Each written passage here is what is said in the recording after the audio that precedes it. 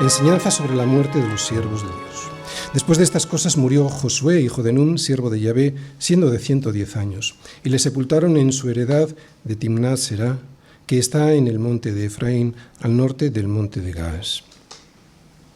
Bien, antes de afrontar estos últimos versículos del libro de Josué, quisiera recordar los primeros del libro. Tanto el relato en el comienzo como lo que nos cuenta el final del libro que ya hemos leído nos habla de muerte y de sepulturas. ¿Es así como termina todo? ¿Es esto lo que pretende mostrarnos el libro de Josué al hablarnos de estos enterramientos, o hay algo más, algo entre líneas que el Señor pretende que descubramos sobre la muerte de todos los que le sirven? Como digo, vamos a mirar el principio y también el final del libro para tener el marco dentro del cual se ha desarrollado todo lo que hemos estado viendo en el libro de Josué. De esta manera tendremos una perspectiva más nítida de las implicaciones que se derivan de ser un siervo del Señor, porque como acabamos de decir, ¿por qué el autor del libro comienza con una muerte y termina con otras tres? ¿Qué significado pueden tener estas muertes más allá de informarnos de lo que ya sabemos? Que los siervos del Señor también se mueren. ¿Qué es lo que podría interesarle destacar al Señor sobre estas 4 muertes y las 3 últimas sepulturas? Porque francamente no resulta muy atractivo terminar un libro de esta manera, es un poco deprimente y pareciera que todo acaba mal en el reino de Dios. Comienza así el libro de Josué. Aconteció después de la muerte de Moisés, siervo de Yahvé, que Yahvé habló a Josué, hijo de Nun, servidor de Moisés, diciendo: mi siervo Moisés ha muerto. Así es como comienza, con una muerte. Ahora pues, levántate y pasa este Jordán, tú y todo este pueblo, a la tierra que yo les doy a los hijos de Israel.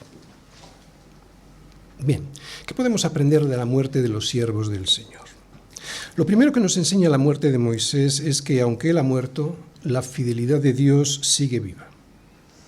Y hemos de entender una circunstancia muy especial, porque yo me imagino el desánimo y el abatimiento de Israel en estos momentos. Moisés no solo había sido su líder, es que él recibía revelación directa de parte de Dios de forma personal. ¿Qué harían pues ahora sin Moisés y su conexión con Dios? No tenían a nadie que se acercara en experiencia, en grandeza y en relación con Dios. ¿Qué les quedaba si después de haber esperado más de 500 años, Moisés no les podía introducir en Canaán? Justo ahora que la promesa de Dios, esa promesa que el Señor les había hecho a Abraham, estaba a punto de cumplirse. Sin embargo, Dios no falla jamás a sus promesas. Si Él les dijo que pasarían, pasarán.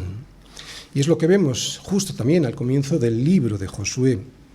Mi siervo Moisés ha muerto, sí, pero no os quedéis sentados ahí al borde del río. Ahora pues, Josué, levántate y pasa tú este Jordán y todo este pueblo a la tierra que yo les doy a los hijos de Israel. Esto pues es lo primero que podemos aprender, que aunque Moisés murió, la promesa de Dios no. Él puso a Josué, le capacitó y le dio ánimos y fuerzas para hacer lo que debía hacer. Lo segundo que podemos aprender es que Dios no está limitado por los siervos a los que Él escoge y que si hay alguno que muere o falla, tiene el poder y la soberanía para levantar a otros para que sigan con su labor.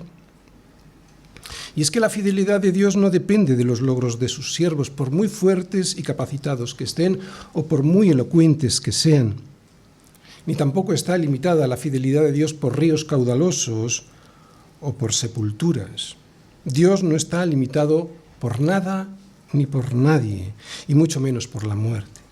A Él no le afecta la muerte, Él es el dador de la vida y Él es santo. Precisamente por eso es el dador de la vida. Él no puede contaminarse con el pecado porque la justicia y la santidad de Dios fulmina el pecado en su misma presencia. Esto es algo que muchas veces no comprendemos, de lo que no somos conscientes. Por eso, y para poder entrar en la presencia de Dios, aquí y por supuesto en la eternidad, a sus hijos nos hace perfectamente santos a través de la vida, de la muerte y de la resurrección de Cristo. Porque la santidad que Dios demanda es perfecta, y esa santidad perfecta es imposible que la podamos cumplir en nuestra carne. Por eso, Y si estás en Cristo, Dios te ve a través de la sangre de su Hijo y puede no solo perdonarte, sino justificarte con su propia justicia, que es precisamente la que nos permite estar en su presencia sin ser destruidos al instante. Y recordamos, no solo los inocentes pueden estar delante de Dios, por eso nos perdona. Necesitamos estar justificados con la justicia de Cristo, porque solo la justicia nos hace perfectamente santos. De ahí la necesidad no solo de pedir perdón, sino de recibir a Cristo de manera que podamos ser justificados en su vida, muerte y resurrección. De esa manera podremos servirle. Bien, recordamos, lo primero que nos muestra la muerte de Moisés es que aunque los siervos del Señor mueren, su fidelidad, la de él, sigue viva. Lo segundo es que Dios no está limitado por los siervos a los que escoge y que si hay alguno que muere o falla, tiene el poder y la soberanía para levantar a otros para que sigan con su labor. Es cierto que debemos obedecer a nuestros pastores y sujetarnos a ellos, porque ellos velan por nuestras almas como quienes han de dar cuenta.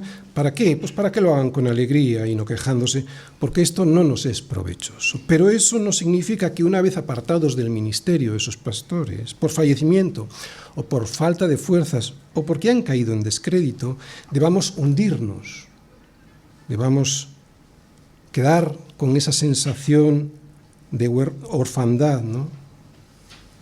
Ahora, ¿quién nos va a guiar? Porque es Dios quien se encarga de poner y de quitar a sus siervos. Esto es algo que todos los siervos del Señor tienen que tener muy claro.